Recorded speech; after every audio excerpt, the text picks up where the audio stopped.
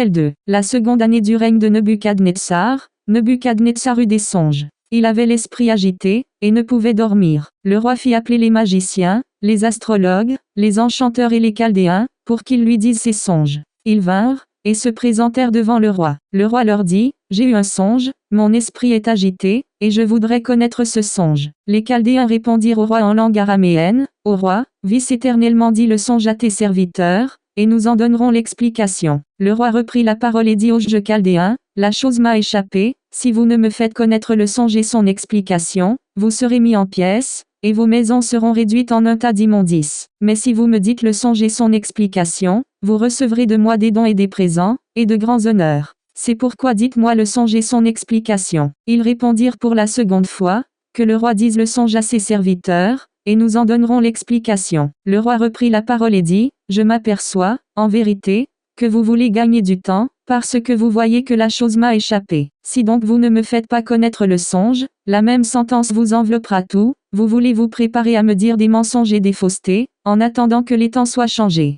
C'est pourquoi dites-moi le songe, et je saurai si vous êtes capable de m'en donner l'explication. » Les Chaldéens répondirent au roi, « Il n'est personne sur la terre qui puisse dire ce que demande le roi, aussi jamais roi, quelque grand et puissant qu'il ait été, n'a exigé une pareille chose d'aucun magicien, astrologue ou chaldéen. Ce que le roi demande est difficile, il n'y a personne qui puisse le dire au roi, excepté les dieux, dont la demeure n'est pas parmi les hommes. » Là-dessus le roi se mit en colère, et s'irrita violemment. Il ordonna qu'on fasse périr tous les sages de Babylone. La sentence fut publiée, les sages étaient mis à mort, et l'on cherchait Daniel et ses compagnons pour les faire périr. Alors Daniel s'adressa d'une manière prudente et sensée à Arjoc, chef des gardes du roi, qui était sorti pour mettre à mort les sages de Babylone. Il prit la parole et dit à Arjoc, « Commandant du roi, pourquoi la sentence du roi est-elle si sévère ?» Arjoc exposa la chose à Daniel. Et Daniel se rendit vers le roi, et le pria de lui accorder du temps pour donner au roi l'explication. Ensuite Daniel alla dans sa maison, et il instruisit de cette affaire Anania, Michaël et Azaria, ses compagnons, les engageant à implorer la miséricorde du Dieu des cieux,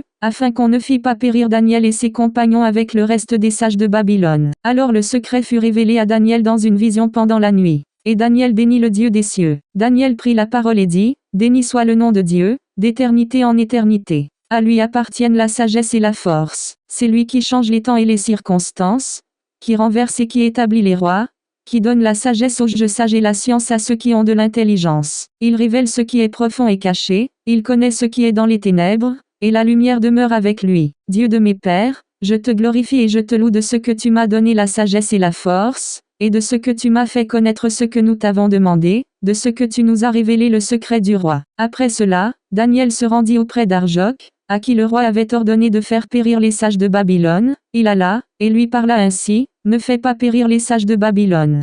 Conduis-moi devant le roi, et je donnerai au roi l'explication. » Arjoc conduisit promptement Daniel devant le roi, et lui parla ainsi, « J'ai trouvé parmi les captifs de Juda un homme qui donnera l'explication au roi. » Le roi prit la parole et dit à Daniel, qu'on nommait Beltchatsar, « Es-tu capable de me faire connaître le songe que j'ai eu et son explication ?» Daniel répondit en présence du roi et dit, « Ce que le roi demande est un secret que les sages, les astrologues, les magiciens et les devins, ne sont pas capables de découvrir au roi. Mais il y a dans les cieux un Dieu qui révèle les secrets, et qui a fait connaître au roi Nebuchadnezzar ce qui arrivera dans la suite des temps. Voici ton songe et les visions que tu as eues sur ta couche. Sur ta couche, ô accent circonflexe roi, il t'est monté des pensées touchant ce qui sera après ce temps-ci, et celui qui révèle les secrets t'a fait connaître ce qui arrivera. Si ce secret m'a été révélé, ce n'est point qu'il y ait en moi une sagesse supérieure à celle de tous les vivants, mais c'est afin que l'explication soit donnée au roi, et que tu connaisses les pensées de ton cœur. Ô roi, tu regardais, et tu voyais une grande statue, cette statue était immense, et d'une splendeur extraordinaire.